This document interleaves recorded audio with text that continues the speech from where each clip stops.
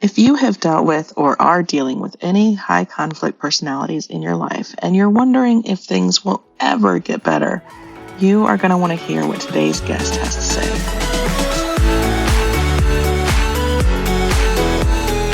I'm Cameron. I spent years building my career and creating a life I loved. And when my Prince Charming finally showed up, he had 4 kids in tow. Fast forward through lots of mistakes made and lessons learned, step-family life was much more complicated than I realized. If you're looking for help with blended family life, you're in the right place. Welcome to the Stepmom Diaries, where we keep it real as we dish about all the things. This is your weekly dose of blended family inspiration and encouragement. You're not the wicked stepmother, so let me help you find your fairy tale ending. Come on, let's do this.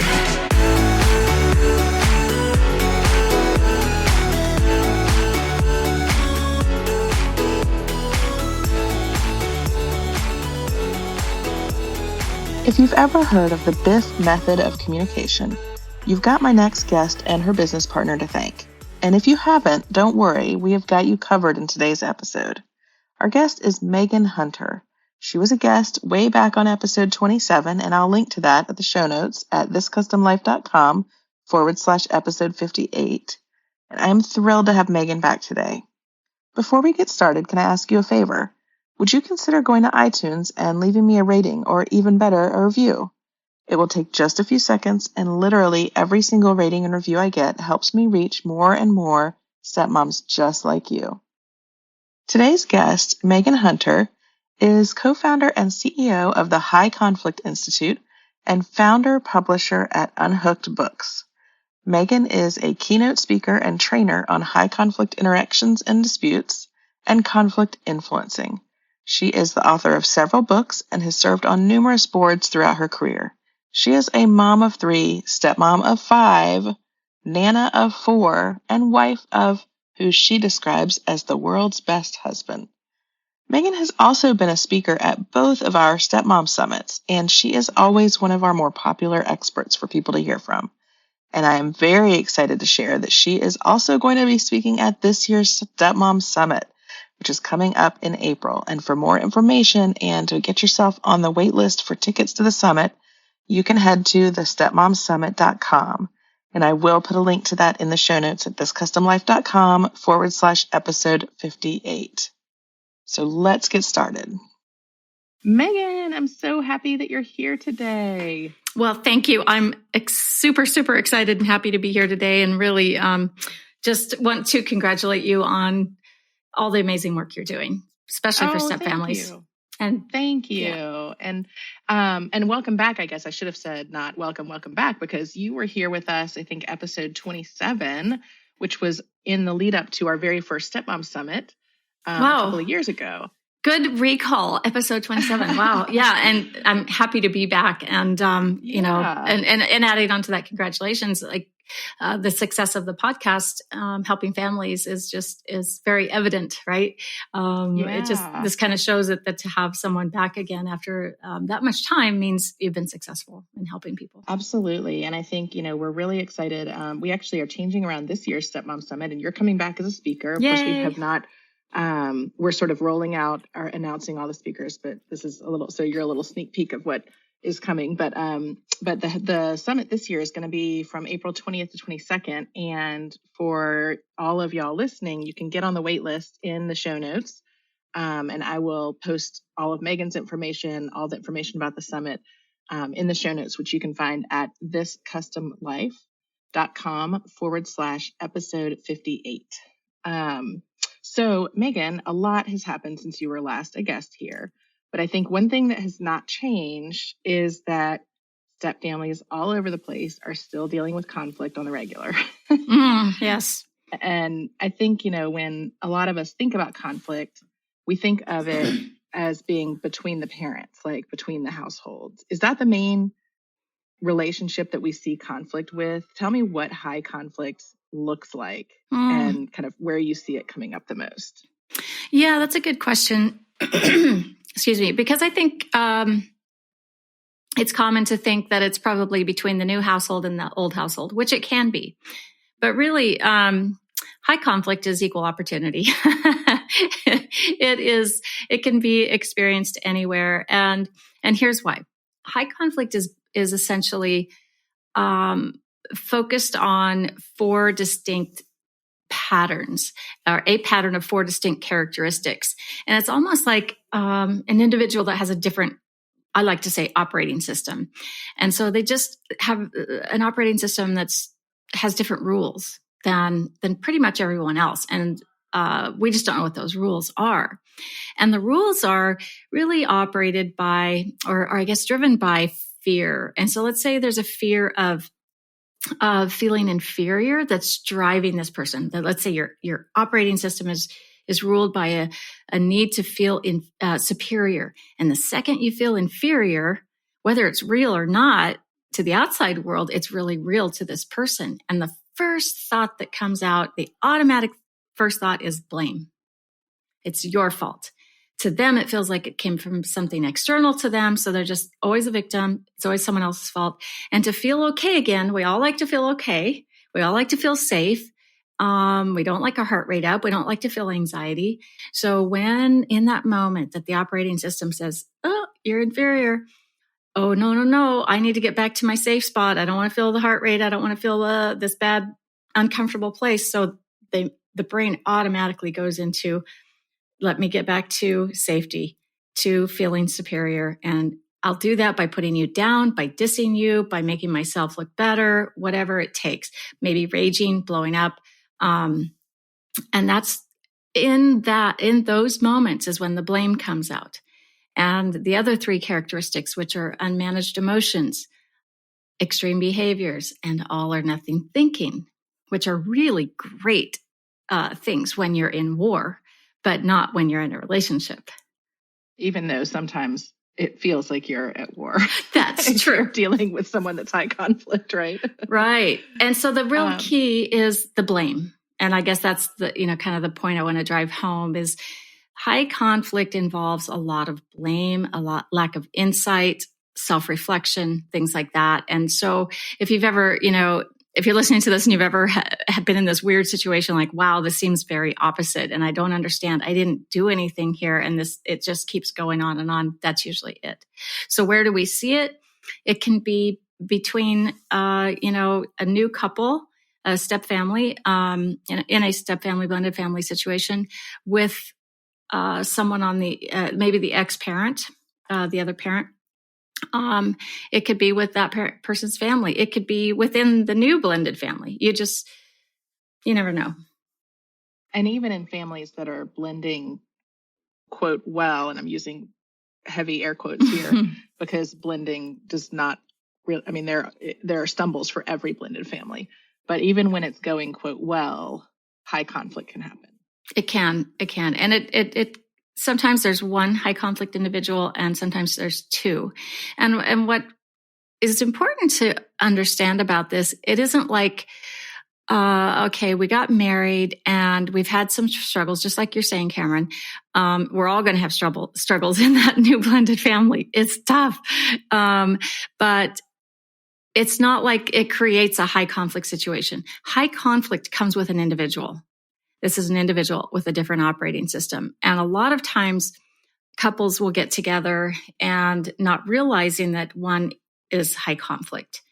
And because a lot of the charm and things like that, accommodation and adaptability and compatibility are a little bit feigned in the beginning, and they hide it, right? And we have blind spots, right? And what we see as wonderful things are actually red flags that high conflict is coming, and then it's on and it's hard. Well, so that actually, I think, underscores, a lot of former spouses who maybe one of the spouses is high conflict, and now they have this acrimonious relationship and they're dealing with kids and custody and all this stuff. And, they may beat themselves up. Like, how did I ever marry or live with this person who is this, high conflict and this, nuts? It's not nuts because it's a disorder, but that's a nutty situation. Feels it's a nutty situation, right? So it sounds like what you're saying is that person, the non-high high conflict person should not blame themselves, because it's very easy to miss these red flags. It's very easy to kind of get caught up in the, the birds and flowers and unicorns of a new relationship, and you kind of miss all this stuff headed your way. Right. You are exactly right. My co-founder at High Conflict Institute and I, his name is Bill Eddy, we co-wrote a book called Dating Radar, because we spend our whole, careers trying to help people after the fact, people that are trying to clean up their lives after they are involved in a high conflict situation or still involved in it. And we're like, okay, we need to do something to help people understand how to avoid getting into these. Not that they're bad people, but it's just, do you want to have children with someone who is going to blame constantly, is going to erupt, is potentially going to be involved in intimate partner violence, things like that? Not that all high conflict people are, but it's not an easy road. And so we wrote the book so people would kind of have a clue. So yeah, you're right, Cameron. People shouldn't beat themselves up. We just expect the best of people. And what we're seeing in the beginning often is the best. Yeah. Well, everybody puts their best foot forward, right? Like, you kind of go through that period of dating where, you want them. Even when you're not high conflict, you put your best foot forward. I mean, you don't start a relationship with leaving your toothbrush out or right. letting the dishes pile up in the sink, Right. And we love the feeling of being in love. We love the spark. And the spark, to me, is the biggest red flag of all. That really means you need to pay attention. So it is life, and we do see an increase in this over the last 15 years, but markedly so in the last 3 years since the pandemic. It's, for many people, the gloves are off, but for the high conflict individual that sort of has this operating system, it has only increased their anxieties and made them, maybe, I guess, emboldened them perhaps to fight more, take more extreme actions. Yeah. It's interesting as we're coming out of the pandemic and seeing the impacts that it has had on every personality, on kids, on, work-life balance, on the whole working from home kind of thing. It really has impacted every aspect of our lives. But that's interesting. I did not realize that it had also had such an impact on high conflict. That's not an area I would have thought of. Our business has just increased tenfold in the last 2-3 years. We do a lot of professional training for companies, courts, law firms, associations, ombudsman, whoever, right? And I can say, I'm the one that takes those calls, and I can say unequivocally that 100% of them say that conflict has dramatically increased in the last 2 years. They're desperate for help. They don't know what to do because they're being blamed, they're being sued, there's just so much trouble. Wow. Yeah. So you mentioned the High Conflict Institute, and I know I mentioned that when I introduced you, but tell me a little bit more about that. How did you become an expert in high conflict? And then how did you and Bill decide to start the High Conflict Institute? Well, thank you for asking that. I was at the Arizona Supreme Court Administrative Office of the Courts, which is, policy, legislation. I was as a family law specialist, I was the hub in the middle of the wheel of all the stakeholders, the judges, mediators, lawyers, therapists, guardian ad litem, everybody. Family law is really big. Yes. It's a big field, big industry. And I kind of am a business person. I have an MBA, so I like things to be efficient and, people on the same page, and let's work on behalf of the families. And what I found was this thing called high conflict. And that's really where it started was in the divorce world. And, you realize that 80% of the court's time and resources are taken up by 10 to 15% of the actual people who are getting divorced and filing child matters. That sounds right. And yeah. And it's because they're dissatisfied they're just always in conflict, dissatisfied with the courts, they violate the orders. They want the court to tell their ex what to do. They're just back in court and never satisfied. So I kind of made it my mission to figure out why this is happening around the world with, in an industry with so many smart people. Like, why can't we figure out this population and really help them, because they're really destroying their kids long term. Absolutely. And Absolutely. yeah. And so I saw an article one day written by a guy I'd never heard of. His name was Bill Eddy. And it was titled, How Personality Disorders Drive Family Court Disputes. And I read it. I had a light bulb moment. I called him, would you come to Arizona to train our family court judges? That happened. I called him again. Would you come train our custody evaluators? Thinking I would have about 20 people, or maybe 30. And we literally had to close the doors at around 200. Wow. And it was law enforcement, legislators, judges, attorneys, mental health people across the board. And it was because we don't know what to do with these high conflict cases. So we started High Conflict Institute about a year or two later. And we've just been training all over the world for all this time, training professionals how to recognize and handle high conflict disputes, high conflict individuals. And then we've developed a lot of educational programs too, to help the individuals themselves, who either someone who's having to deal with like a high conflict ex or co-parent.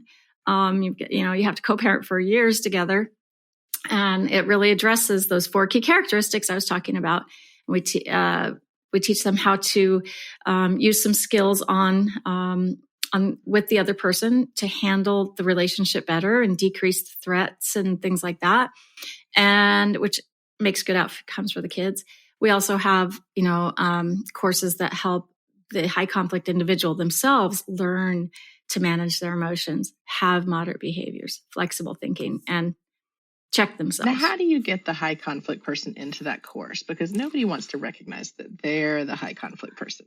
Oh, such a good question, Cameron. Because and I feel like a bunch of listeners are probably saying, I know somebody that could use that course. Right.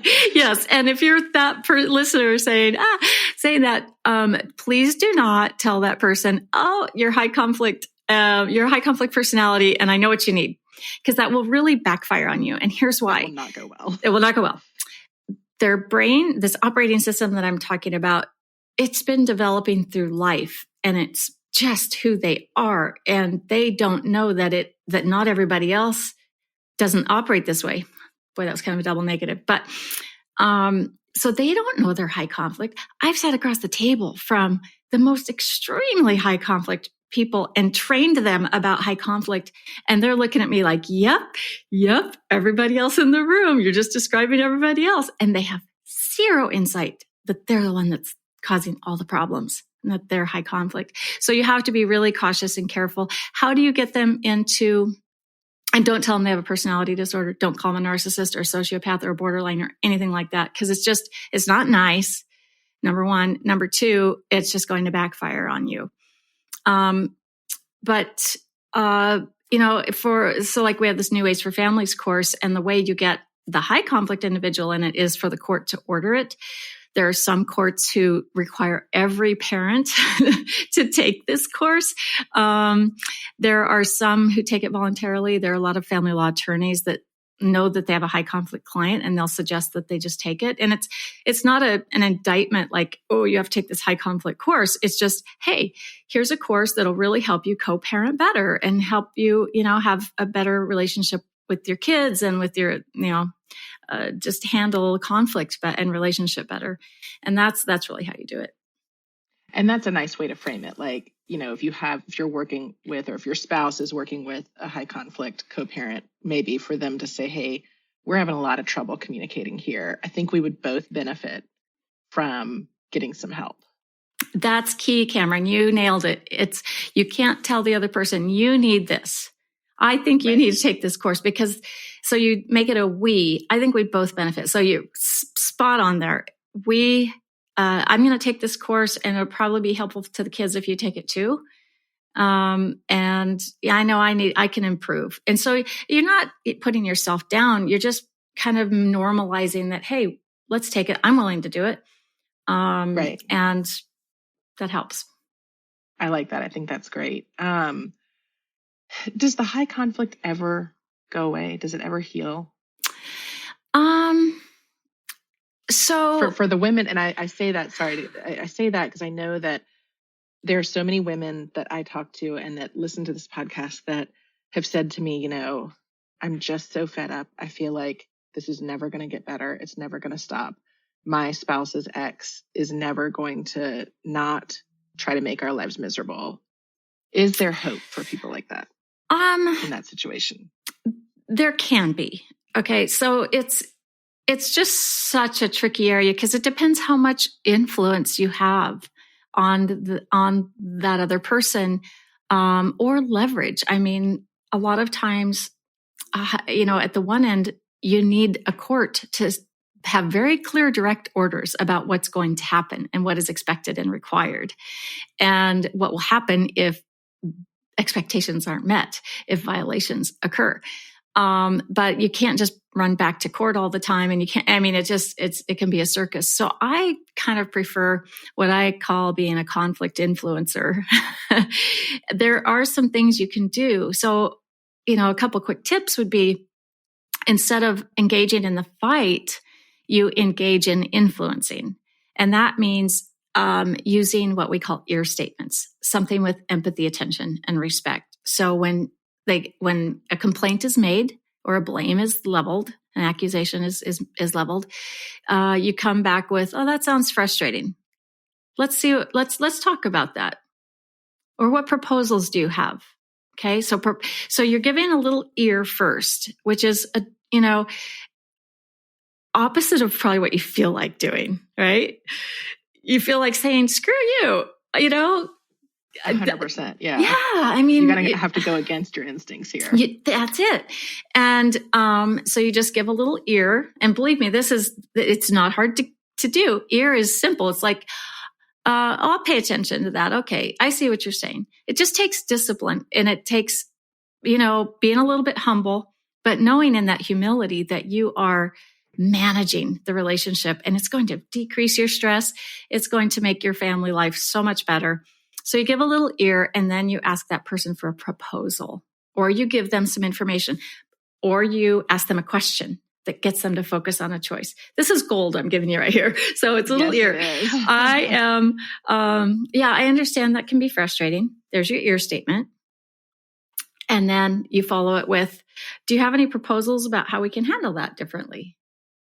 What you're doing is you're talking to the right brain, where all those blame and unmanaged emotions and all the yuck, brain on fire. The ears, giving them a little ear, just brings that right brain off the ceiling, opens up the bridge over to left brain, where people really are rational and think through options. They're not used to being there in relationships and conflict. So you're leading them there. And you do that by asking them a question like, "Okay, so here's the ear. I see, that does sound frustrating. We could meet you at McDonald's on Thursday or Friday. Which do you prefer?" Okay. So little ear, little information, ask a question that focuses them on a choice.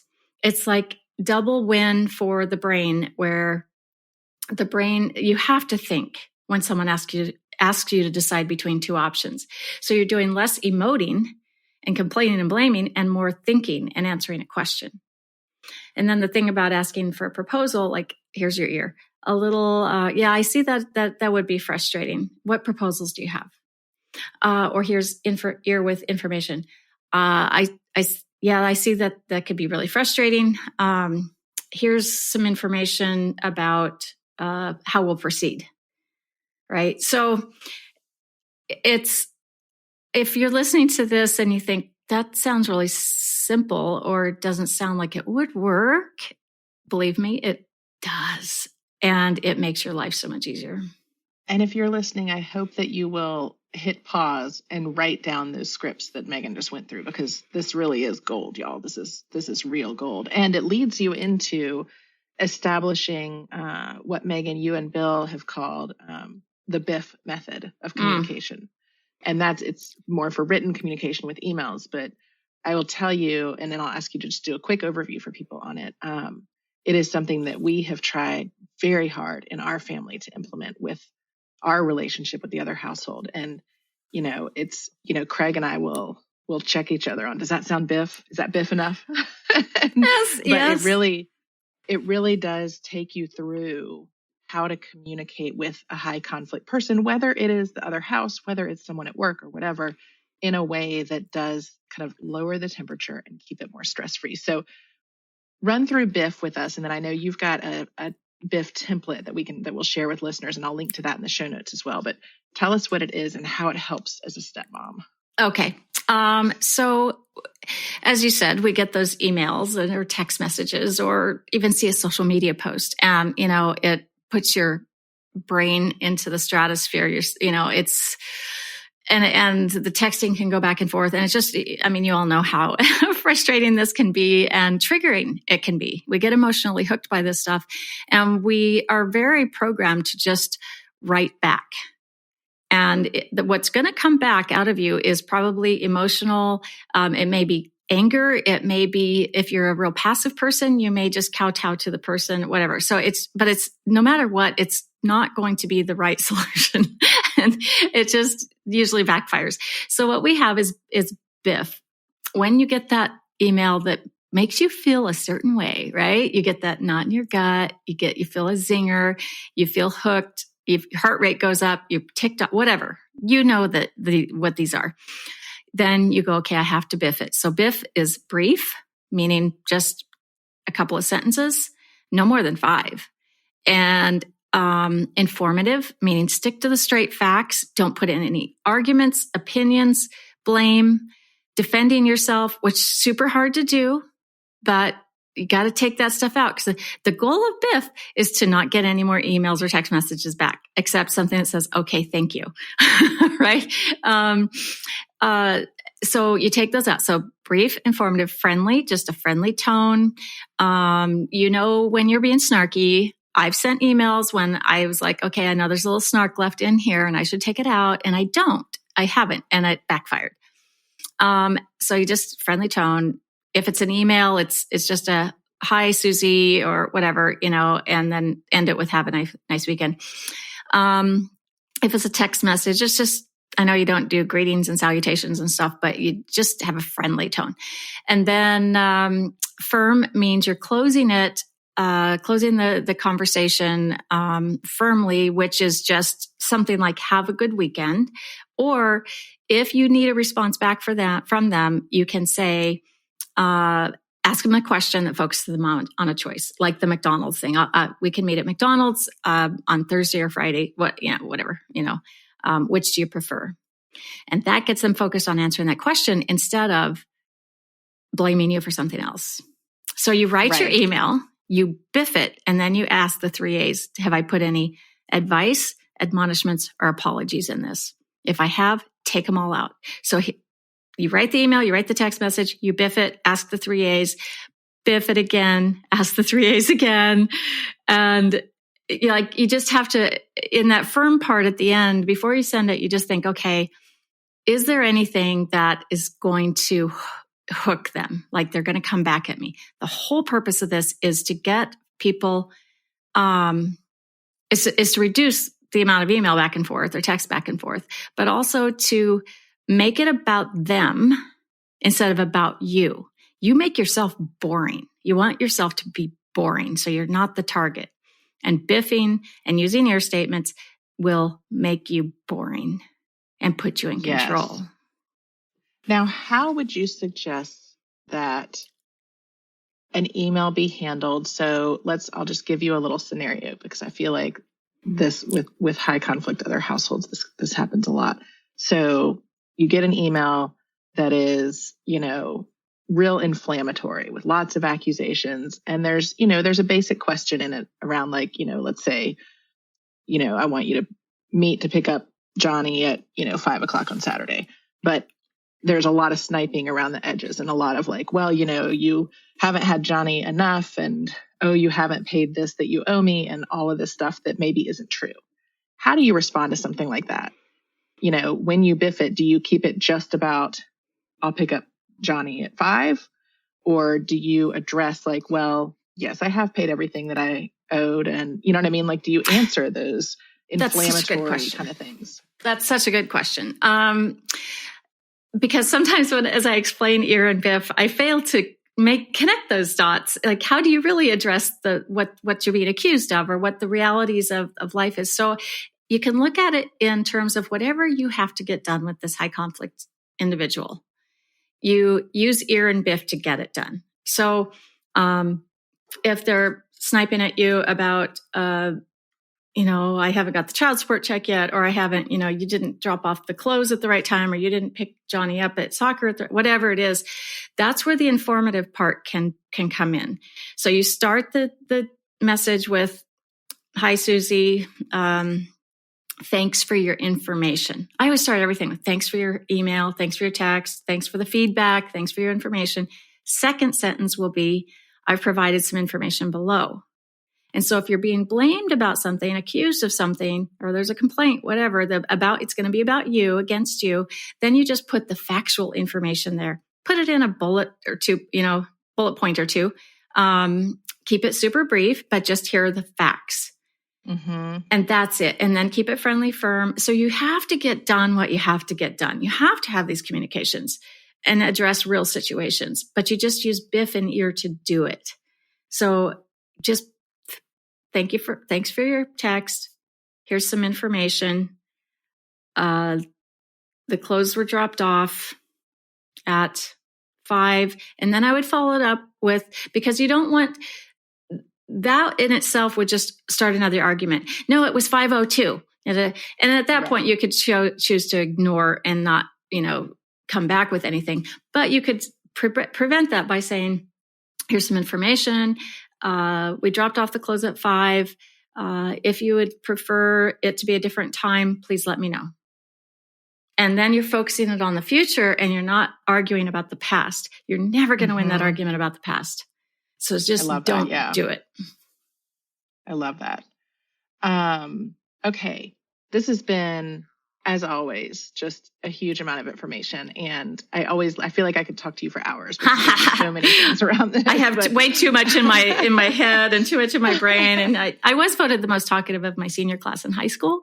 So I love that. Fun fact. It's a fun fact, but it means I talk a little too much. But anyway, But you have such great information. It's always a pleasure to have you. Before I let you go, any last words of advice for stepmoms who might be in this high conflict situation where, their partner has a high conflict ex that they're dealing with, and that they're kind of struggling and on how to support them and how to, what their role might be?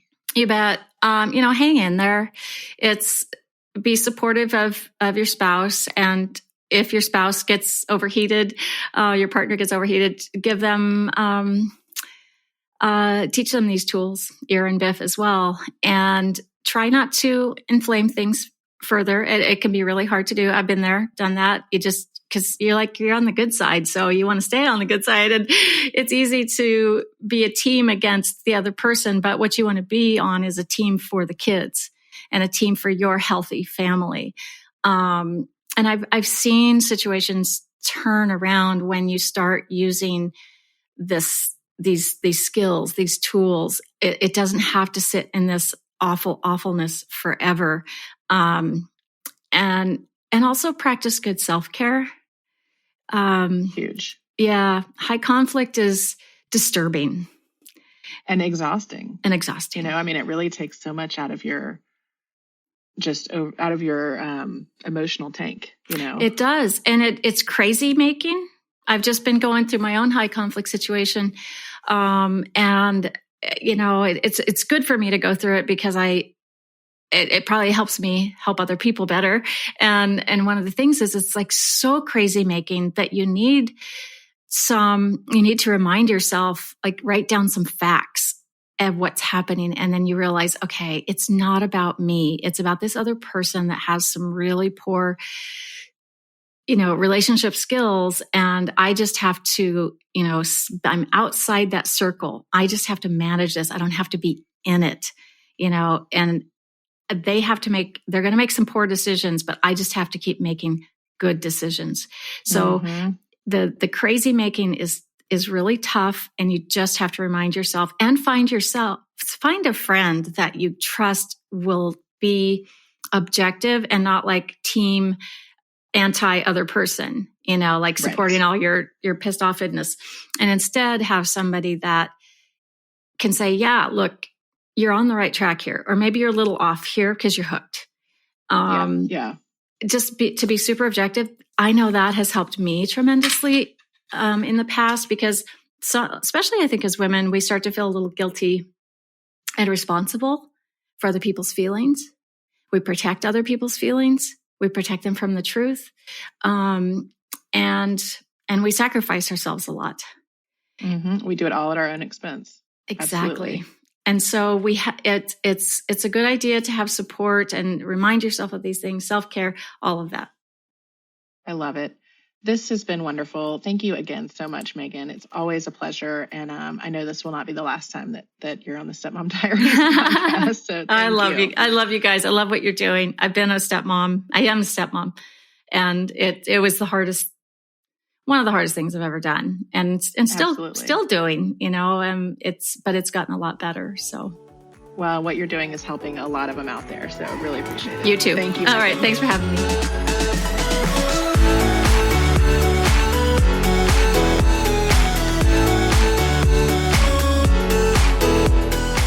That's it for this week. If you've enjoyed our chat, I hope you'll help spread the word. Share this episode with friends and head on over to wherever you listen to podcasts and leave me a review. And don't forget, for more great stepmom content, head on over to thiscustomlife.com and follow me on social media. Just search This Custom Life on Facebook, Instagram, Twitter, and Pinterest. Until next time, you keep being you and know that we are in this together. See you here next week.